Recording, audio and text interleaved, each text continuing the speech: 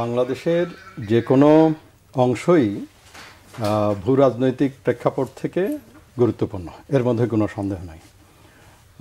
পার্বত্য চট্টগ্রাম আরেকটু বিশেষ গুরুত্ব বহন করে এই কারণে, বিকজ আমাদের যে দুইটি প্রতিবেশী দেশ আছে, এই দুইটি প্রতিবেশী দেশের সাথেই কানেক্টেড হলো, সংযোগ হলো এই পার্বত্য চট্টগ্রামে। দুই নম্বর বিষয় হলো এইটার যে ভৌগোলিক এবং যে ভূমির যে গঠন, এই ভূমির গঠন অন্যান্য যে কোনো জায়গার থেকে আলাদা। তিন নম্বর হলো যে এইখানকার যারা বসবাস করছে তাদের সাথে আমাদের পার্শ্ববর্তী দেশে যারা বসবাস করে তাদের সাথে যে সম্পর্ক, কানেকশনস, এইটা ঐতিহাসিকভাবেই স্বীকৃত। আমাদের ওই পারে ইন্ডিয়াতেও যারা বসবাস করছে একই জাতিগোষ্ঠীর লোকজন এখানেও বসবাস করছে, অ্যাট দ্য সেম টাইম মিয়ানমারেও যারা বসবাস করছে তো সেই একই জাতিগোষ্ঠীর লোকজন চিরং পার্বত্য চট্টগ্রামে চলছে।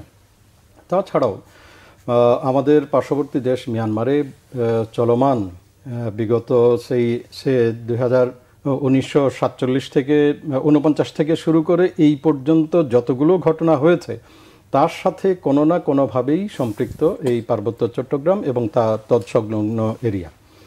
এটা ছাড়াও আরেকটা ভূরাজনৈতিক একটা ইস্যু হলো যে চায়নার সাথে অন্যান্য ইউএস লেড যে ওয়েস্ট আছে তাদের যে এক ধরনের প্রতিযোগিতা ইন্দো প্যাসিফিক যে রিজিয়ন, ইন্দো প্যাসিফিক রিজিয়নে, এইটার সাথেও কিন্তু পার্বত্য চট্টগ্রাম ডাইরেক্টলি ইনডাইরেক্টলি সম্পৃক্ত। সো সকল দিক বিবেচনা করলেই চিটাগং হিল ট্র্যাক্স আমাদের জন্য বা বাংলাদেশের ভূরাজনৈতিক প্রেক্ষাপটে এটা খুবই গুরুত্বপূর্ণ। তাছাড়া আপনি জানেন যে স্বাধীনতার পরের থেকে শুরু করে 1997 সাল পর্যন্ত যে চলমান কাউন্টার ইনসার্জেন্সি এবং কাউন্টার ইনসার্জেন্সি অপারেশন হয়েছে এবং শান্তচুক্তি পরবর্তী সময়ে যে সকল ঘটনাবলী আমরা দেখছি সেই সকল ঘটনাবলীর প্রেক্ষাপটেও কিন্তু এই পার্বত্য চট্টগ্রাম অত্যন্ত গুরুত্বপূর্ণ বলে মনে করি। শান্তি চুক্তিতে আমরা জানি টোটাল 72টি ধারা এবং 27টি উপধারা, সর্বমোট 99টি ধারা উপধারা আছে। তার মধ্যে প্রায় 86টি ধারা উপধারা কিন্তু ইমপ্লিমেন্ট হয়ে গেছে, যেটা মিনিস্ট্রি অফ সিএসটি যেটা আছে তারা এটাই ক্লেম করে যে আমরা 86টি করেছি। এর মধ্যে কিছু কিছু বিষয় আছে যে বিষয়গুলো আমাদের কনস্টিটিউশনের সাথে সাংঘর্ষিক। সে ফর এক্সাম্পল যে স্বায়ত্তশাসন আপনি কখনো দিতে পারবেন না ইউনিল্যাটারাল একটা দেশের মধ্যে, ইউনিটারি ফর্ম অফ গভর্নমেন্ট, এইখানে আপনি আলাদা করে স্বায়ত্তশাসন দেওয়ার কোনো সুযোগই নেই। তো সেই ক্ষেত্রে কিছু কিছু বিষয় আছে যে বিষয়গুলো আপনার কোনোভাবেই সরকার চাইলেও এটা পারবে না। তাছাড়া কিছু কিছু বিষয় আছে যেগুলো আদালতে চ্যালেঞ্জড হয়েছে এবং এটা শুনানির অপেক্ষায় রয়েছে। সেই বিবেচনায় আমি বলবো যে যতটুকু করা হয়েছে এটা কোনোভাবেই কম বলা যাবে না।